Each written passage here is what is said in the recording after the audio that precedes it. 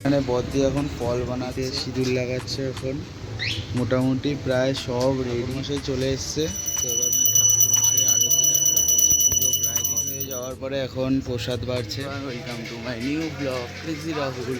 তো তোমরা দেখতেই পাচ্ছ আমি বেরিয়ে গেছি, তো যাচ্ছি আজকে জেঠুর দোকানে। তো জেঠুর দোকানে কেন যাচ্ছি, কিসের জন্য যাচ্ছি জানতে হলে পুরো ব্লগটা তোমাদের দেখতে হবে।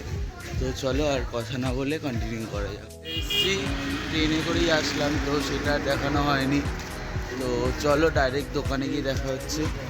ও আমার দোকান দাদা ওখানে বসে আছে,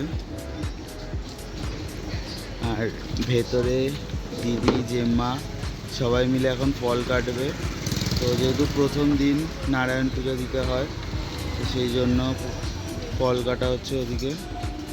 বদ্দি এখন ফল বানাচ্ছে, ঠাকুরমশাই আসার সময় হয়ে গেছে প্রায়। এদিকে তাকাও একটু বদ্দি। আর এখানে জেম্মা লক্ষ্মী গণেশকে সিঁদুর পরিয়ে নিচ্ছে।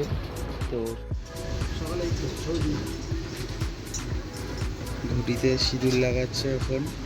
মোটামুটি প্রায় সব রেডি।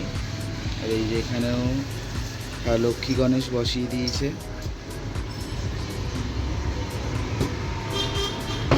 ছিল বলে দোকানটাকে ভেতরে ঢুকিয়ে নেওয়া হয়েছে। আর এই যে এখানে ঠাকুরমশাই চলে এসছে, তো এবার পূজা শুরু হবে, দেখাবো তোমাদের পূজা। আচার খেতে এসছি, তো এখানে আচার বানাচ্ছে কাকা। আচারটা খাওয়া হয়ে গেলে আবার যাব দোকানে। ওখানে অলরেডি পুজো শুরু হয়ে গেছে, তোমরা দেখতে পেলে সেটা। তো চলো নিয়ে যাই দোকানে। ঠাকুরমশাই আরতিটা করে ফেলছে, পুজো প্রায় কমপ্লিট।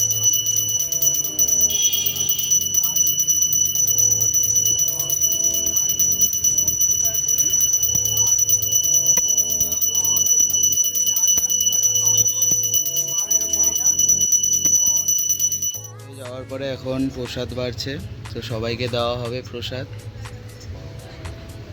যে মা দিদি মিলে বাড়ছে প্রসাদ। হচ্ছে গড়িয়া স্টেশন, এদিক দিয়ে আসতে হয়। এসেই ঝিল পাড় ধরে সোজা আসলে এইটাই হচ্ছে আমার দাদার দোকান। ওই যে দাদা বসে আছে।